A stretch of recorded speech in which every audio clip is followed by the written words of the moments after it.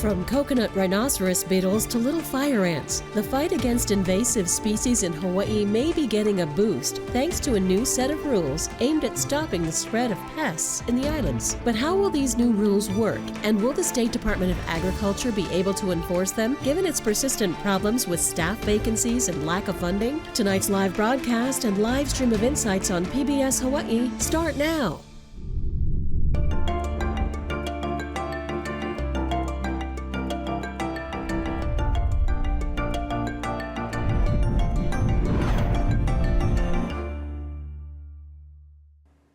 Aloha and welcome to Insights on PBS Hawaiʻi. I'm Lauren Day. Thank you for joining us. We want to apologize. We had some technical difficulties, so we are coming on the air much later than originally planned, but we have a very important topic to discuss. So with that, let's dive right in.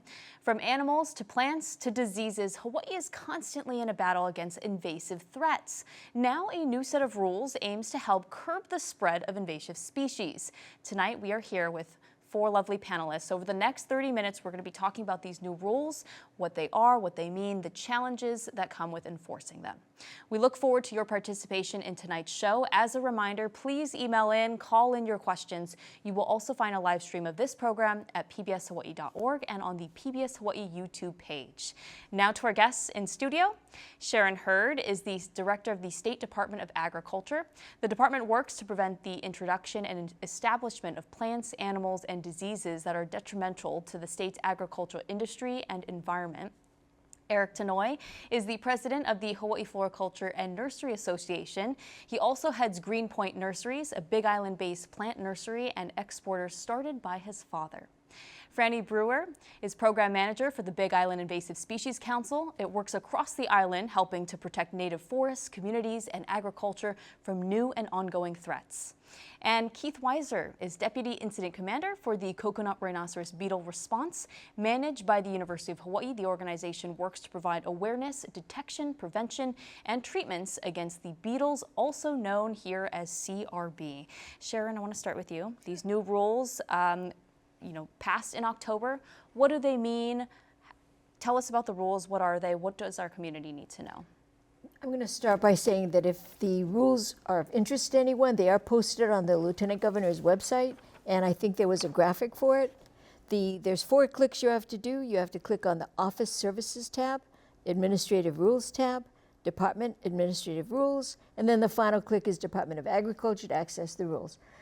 What I would recommend is to read the rules, but the highlights would be that the rules allowed the Department of Agriculture more authority to do a stop movement, i.e. quarantine, of those nurseries that, despite our attempts to access their nursery, should there be a potential detection, we have more authority just to go in there and stop movement.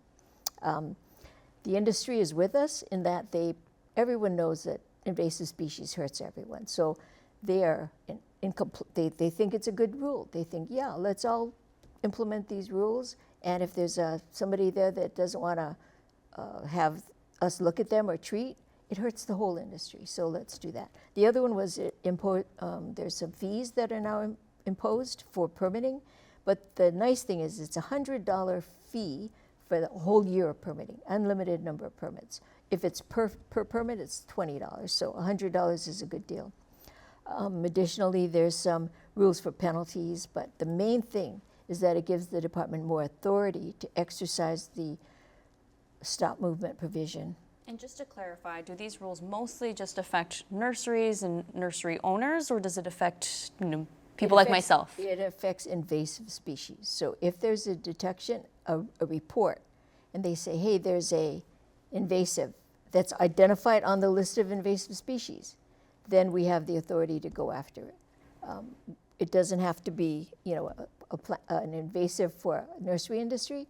It can be an invasive that impacts another crop.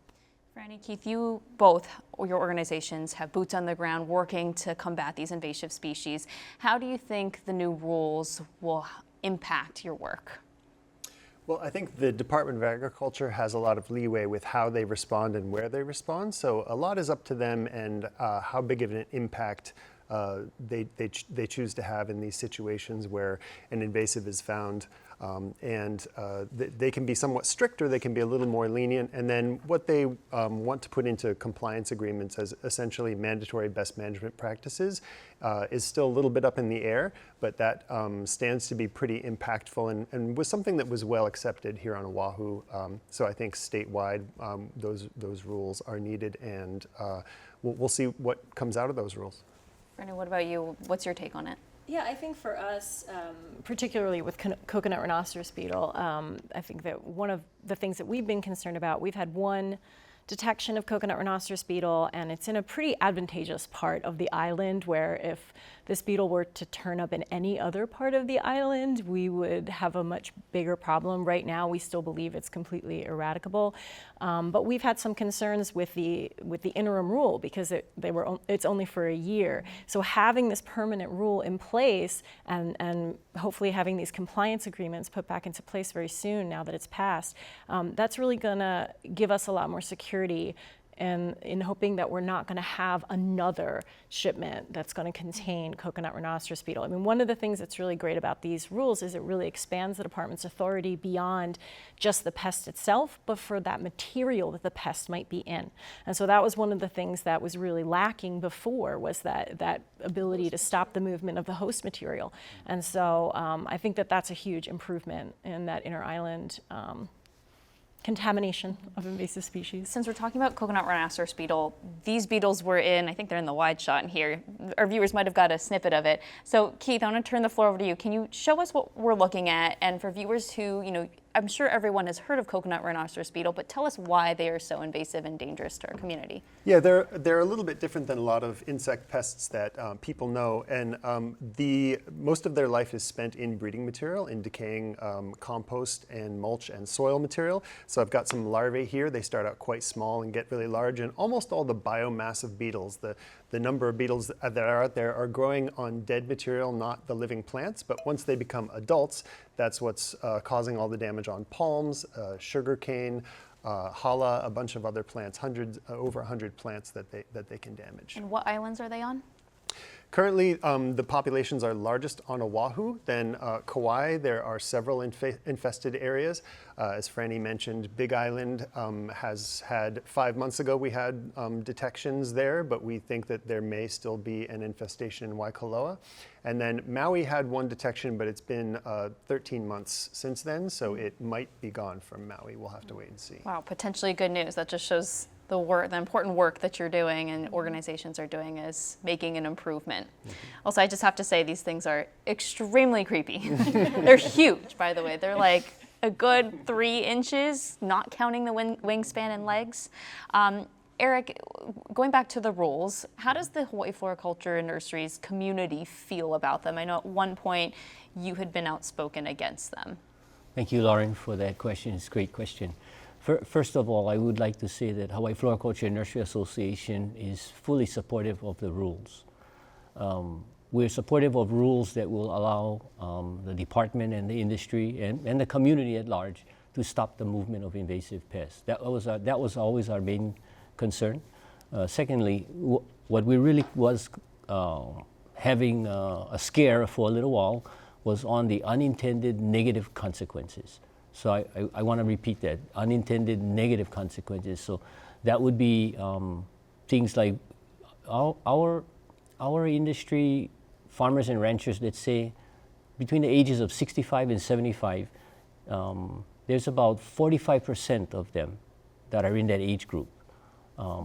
That means in the next 5 to 10 years, we're going to have an extreme amount of either slowdown or something that's going to cause an effect where the question that comes to our mind is, how does the state, how does the industry replace these warm bodies? Yeah? So the concern we had is with 45% of 65 to 75-year-old, what's going to happen is farmland, ranch land is going to be taken out of active production. The infrastructure on those lands are not going to be used. They're going to be either sold or not being used for productive ag use. And most importantly, the products on these farms and ranches are not going to be available. So really, the big concern that we had was the unintended consequences. What happens with 4-72 if quarantines put our nurseries out of business? So the concern what we had was in 2022, there was a census of agriculture done by National Agricultural Statistics Service, NAS, as we call it, yeah? And they found that in the years of 2017 to 2022, 82,000 acres in Hawaii were taken out of active production. 82,000 acres, that's a lot of production, and I think it's in the media. I think it was in the media today, in fact. So the concern was huge. We're wondering now, what happens to that land? That's a huge concern. Huge. With invasive species. We were talking earlier about invasive plants, right? And you were like, oh, I didn't realize plants can be invasive. And that's one of our biggest problems in invasive species in Hawaii. And when you have lands that are taken out of productive agriculture, what tends to happen is that those lands will fill up with some really bad invasive plants. And then there'll also be nurseries for a lot of invasive pests. So, you know, when you have those lands that have just been left to go fallow and there's nobody managing them, that becomes a really bad problem for folks trying to keep invasive species from getting into our watersheds and getting up the mountains. So it's a lot of long-term consequences can come from this. So again, unintended consequences we were concerned with. Our industry, as well as agriculture, has a whole lot of state and federal rules that we have to follow. Using pesticides and the burdens that we got to comply with. We just don't want to see more regulation. Of course, the cliche is don't have too much regulation, because the more and more regulation you have, it just keeps us from being successful in doing what we need to do. You're worried it's going to push businesses out. Push back more. The other concern is that our industry is trying, and agriculture in general, our industry is trying to get the young and the new to come into our industry. And if they see the perception that it's just highly regulated industry, hard to do business, hard to make money, if the farm or ranch cannot make money, they're not going to be around for long. It's going to intimidate, it's going to keep all these young or new people from coming into our industry. All of these are unintended negative consequences we're really concerned with. But once we did have the opportunity, after we voiced our concerns, we got to see the guidance documents. We got to see the rules. Some of our concerns were taken into consideration, like questions like, how does a farm get into quarantine? And when it gets into quarantine, how long is it going to be in quarantine? And how do you get out? The most important question is, how do you get the farm or ranch back into production again so it can make money? Because the biggest scare we had was we didn't know how long. We had a real scare, like 2 years the farm or ranch is going to be in quarantine. That means any farm or ranch that doesn't have income for 2 years, they're not going to survive. Yeah. So to clarify, you guys are in support of the rules now. Yes. Okay. Sharon, your department has initiated some legal action against businesses that knowingly sell infested plants. Can you tell us a little bit about that? What does that mean? We have the authority now, and we have this. The rule change gives us a quicker action. We like to educate before we regulate, and the idea is we need evidence before we use the big stick. Okay, so we do have the authority. We do go to the nursery. We have to say. Franny says, I think this nursery is. I saw some. Her eye is keen, she sees something. So we say, excuse me, but we need to go on your property. We just need to check. They'll say, oh no, you can't. Says, well, if you don't let us on your property to check and detect, we can't collect the evidence that we need to help you. Because we're not going to shut you down just because you have it. We're going to try to fix the problem. We're going to send our guys in 3, 4, 5, 6 times. What we don't want is for you to say no more entry. And then if that happens, then we have the authority to actually stop movement. And we have, implemented. The nurseries have voluntarily closed the doors while we did our deep dive. Now, what we can't do is Franny says, hey, I got this plant. I think it's infected. In fact, I know it's infected. That's not evidence, because like any investigation, what was the chain of custody? Did you buy it? What did you do with it since you bought it? Did you put it on the ground? Did the ants go in or bug go in your possession? How long ago? So the evidence trail is cold. So what we have to do is go right on property, do our testing, confirm, and we can then say, you have this bug, let us help you get rid of it. We will come. And that's the new rule, is it allows us to say, if you don't let us on, we're going to force our way on with a war. I see. Franny, is this a problem where nurseries are intentionally selling plants they know that are infested? Like, are they doing it with bad intentions, or is it just? I think it was. I mean, it's certainly not something I think most nurseries are guilty of. I think it's, we've definitely had this on the Big Island. We are widespread with fire ants on the Big Island, and so most nurseries have to deal with this and have to treat.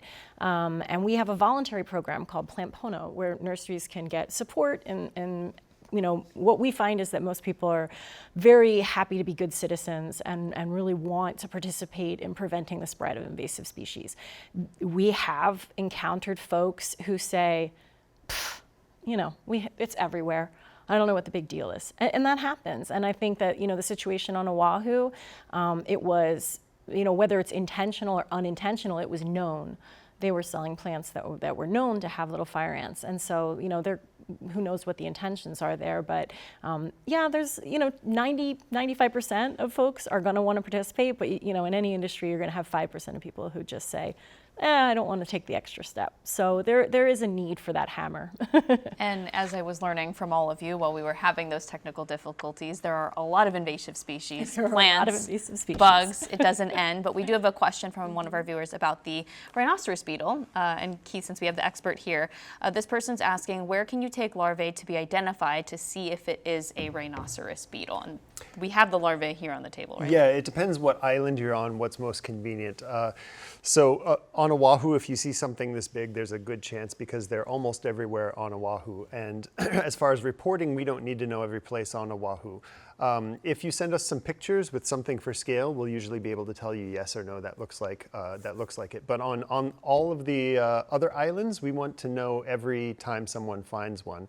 Even though it's in many places on Kauai, the Kauai Invasive Species Committee wants to go out and educate people on some of the best management practices and how to prevent spread on Kauai.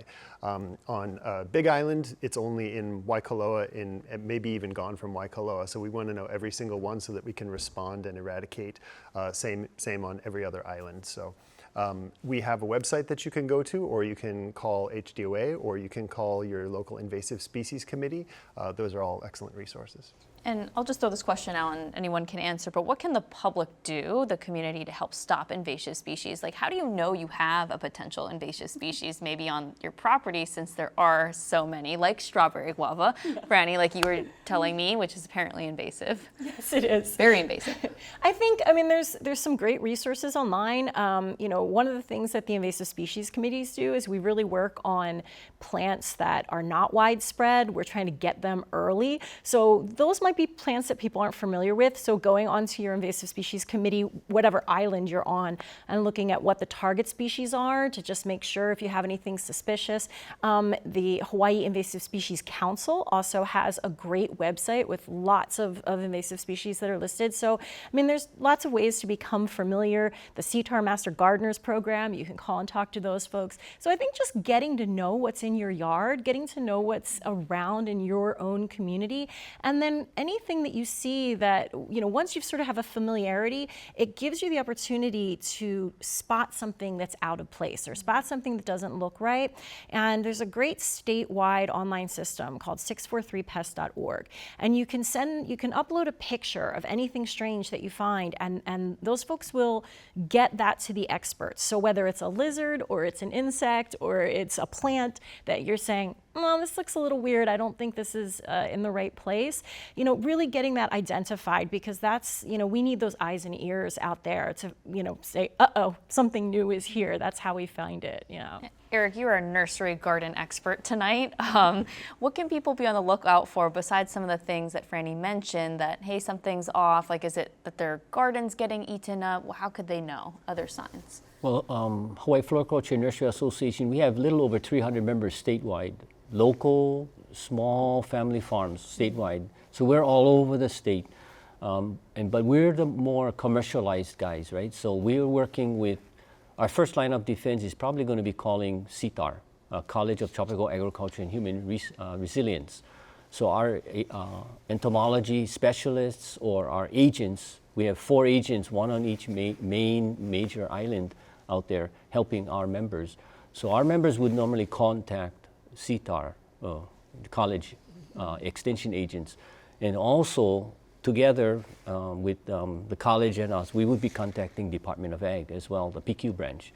And between the 3, we would be identifying, and then if need be, if it's a new pest, then I'm assuming everybody would get notified, right? Because we would need not only the commercial people involved, educating them, but we would need the community involved, which is where we need the ISCs, to help us, Sharon, how is the department feeling about coconut rhinoceros beetle, little fire ants? Do you feel overwhelmed, or is this something that is potentially controllable? It is potentially controllable. CRB, there's over-the-counter things for little fire ant, over-the-counter chemicals that you can buy. Thank goodness the legislature last year gave us $10 million via Act 231. We will be encumbering, I'm going to say 100% of the programmatic funds. Now, if it's 95%, my bad, right? But we are in the process of working with the interagencies. It's going to take all of us, okay? The earlier question you had about how can the community help, if it's CRB, get rid of your green waste. Turn those mulch piles. Do not keep dirt, mulch piles, because they love it. There's a way for that. But the department is feeling, we're trying to keep out the really dreadful pests. And not saying that the others aren't, but we have protocols, we have treatments, we have chemicals. Brown tree snake, horrible. We're doing a really good job keeping that out. Red imported fire ant. It's in 27 states in the U.S. It's in California. It travels on produce. It travels on plants. Our guys are careful watch thing. We're all kind of looking for it. So what is the department doing? We're trying to manage the pests that we have, but we're also very vigilant about the pests that we don't have. Do you feel like you have enough staffing to do this? Good question. Thank you for that. No. Plus we have vacancies, okay? But Act 231 gave us 44 positions, and when we have a posting for an opening, more than 50 people apply. So we are hopeful that we can fill these positions the 44 positions, once we have them to a point where we can recruit. It's a long process, but we know there are people out there that want to join this fight with us. And the other thing the public can do, and I think Keith and Franny will agree as well as Eric, there are bills going through the ledge right now that are, if there's support for it, it'll cross over. If there's no support, probably won't cross over. There's bills that will help CRB, there are bills that will help the ISCs, and we need them. We need them to be there in the fight. So public, contact your congressman, tell them to support the bills that support the ISCs, support the department, because we need this funding to continue. And if you're in need of a job, keep your eye out, because Oh my God, please, thank you for that. Sounds like the Department of Agriculture is hiring. We only have 2 minutes left. I know this went by fast. We really could spend a lot more time on this topic. Keith, what would you like to tell the public of how they can help and be good stewards? I think keeping your eyes open, supporting that legislation, looking for damage on the uninfested islands, and preventing the spread as much as possible. And then Franny, what would be just your overarching message? I know there are so many invasive species out there, but just letting the public know about the harm that they could cause. Like you were telling me strawberry guava, which is in my backyard. I had no idea that is so dangerous to our community. Yeah, I think, we offer a lot of education programs. So if people are more interested in this, if you're on social media, we're very active on Facebook and Instagram. And, we really try to share not just information about the ones that we work on, but just about invasive species in general. So, if you're interested, please bisc.org. Look us up. Is there anything else that you would say just to the community about how dangerous that they can be, like the impact of invasive species? Yes, I would say, I would speak very much to the other islands. I think that Big Island, we already know how bad it can be. I'm not going to try to convince anybody of the Big Island because we've been pretty impacted. But folks on the other islands, especially with something like little fire ant, put those peanut butter sticks out. You don't want the situation that we have. And I think, learn lessons from each other for sure. Well, thank you guys so much. Appreciate your time. And thank you so much to our viewers for being patient as we got on the air. I'm glad we were able to do an important topic, and hopefully we'll have you guys back for part 2. Mahalo to you guys for tuning in. Sharon Hurd here in studio from the Department of Agriculture, and Franny Brewer from the Big Island Invasive Species Council. We also have Tanouye from the Hawaii Floriculture and Nursery Association, and Keith Weiser from Coconut Rhinoceros Beetle Response. Next week, understanding menopause. More than 1 million women in the U.S. go through it each year, yet studies show a lack of education and understanding of what menopause is. We look at the facts and misconceptions. Please join us then. I'm Lauren Day for Insights on PBS Hawaii. Have a great night.